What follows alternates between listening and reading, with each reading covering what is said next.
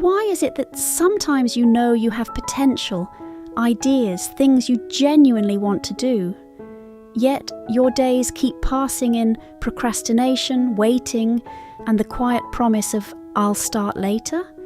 Why does it often feel as if your real life hasn't quite begun yet? You're still preparing, still searching for direction, still waiting for a better moment to arrive. And why is it that when you look around at people who have already begun, some building careers, some starting families, some slowly moving toward a more stable life, you still find yourself standing inside the vague idea of who you might become? If these feelings sound familiar, then today's conversation is not really about procrastination, and it's not about time management either. What we're exploring instead is a deeper psychological pattern, why some people prefer to remain inside potential rather than step fully into life itself, and why growing up is sometimes not about gaining more possibilities, but about finally choosing one life and accepting responsibility for it. When you're young, it's easy to believe something simple. The world is full of possibilities. You could become a designer, an entrepreneur, a photographer, a writer.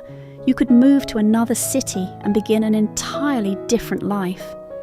For many people, the years right after university feel like a strange in-between stage. You keep exploring directions, changing jobs, moving places, starting and ending relationships, but every choice feels temporary. You might even say to friends, "This is just a transition."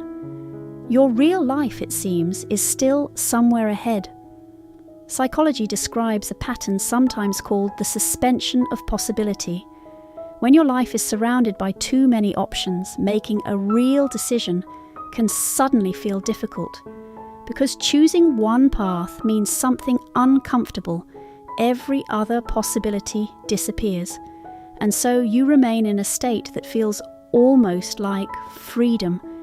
You think about the future, you plan the future, but you rarely begin. The poet Sylvia Plath once described this feeling with the image of a fig tree.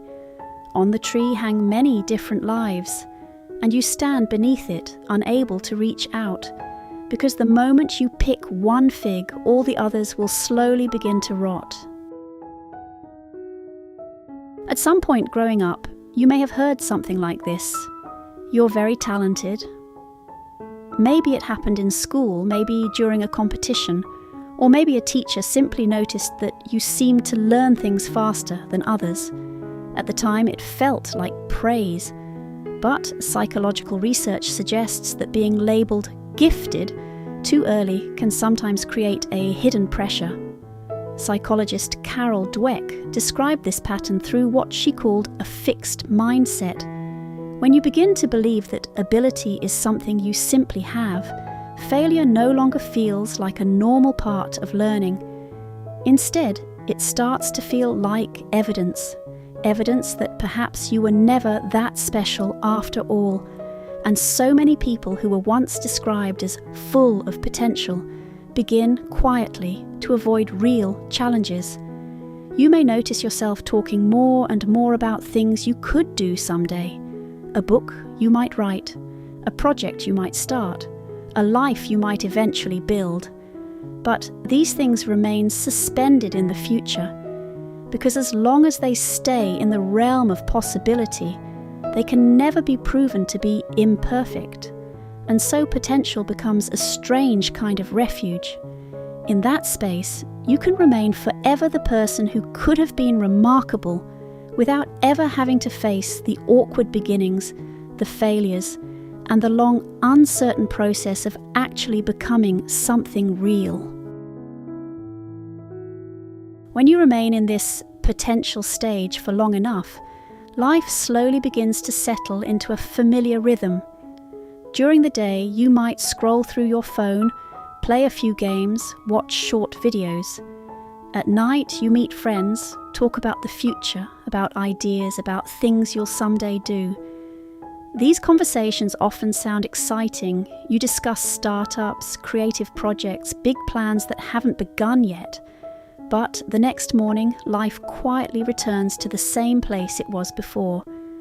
Psychologically, this pattern sometimes resembles what could be called the Neverland effect. When someone lives too long in the gap between imagination and reality, they gradually grow comfortable inside that space. Entertainment, stimulation, and social life begin to fill the days. Games, alcohol, fleeting relationships, and constantly shifting plans can create the feeling that life is still happening. But in truth, you are often standing just outside of it. Even more subtly, this state tends to be reinforced by the people around you. When everyone in your circle remains in the same place, stagnation no longer feels unusual. In fact, the people who fully commit to life, to careers, responsibilities, and long-term effort, can begin to look almost strange. Real change often begins in a quiet moment. Perhaps one evening you suddenly realize that the future you've talked about for years hasn't actually moved forward. Slowly something becomes clear. Life doesn't unfold simply because you have potential. Psychologist Carl Jung described the process of maturity as individuation. In his view, growing up is not about becoming an ideal version of yourself. It is about gradually integrating your real abilities, your limitations, and your place in the world. Which means that maturity is rarely romantic. More often, it looks like a series of quiet and practical decisions. You begin doing things that seem very ordinary, showing up to work each day, completing repetitive tasks, taking responsibility in relationships. From the outside, none of this appears heroic, but it is within these ordinary structures of life that you finally step out of the imaginary world and into reality. Maturity is not about discovering the perfect path. It is about accepting something simpler. That much of life is built from ordinary days, repetitive, sometimes dull, yet quietly shaping the person you become. At some point you may slowly begin to see something clearly. Many people remain stuck not because they lack ability, but because they keep waiting for the right opportunity, waiting for clearer direction, waiting for the day when they suddenly feel completely ready. But life rarely unfolds that way.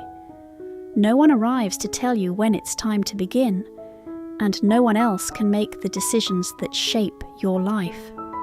Psychotherapist Irvin Yalom once wrote that true freedom often begins with an unsettling realization. The realization that you are responsible for your own life. No outside force will decide your future. The choices you make, the consequences you accept, the paths you walk, slowly shape who you become. Perhaps life never begins with a dramatic moment. The real turning point is often much quieter. It happens when you stop waiting for a better future to appear, and for the first time step fully into your own life. This is happy psychology. May you understand yourself with more clarity and meet change without losing who you are. See you next time.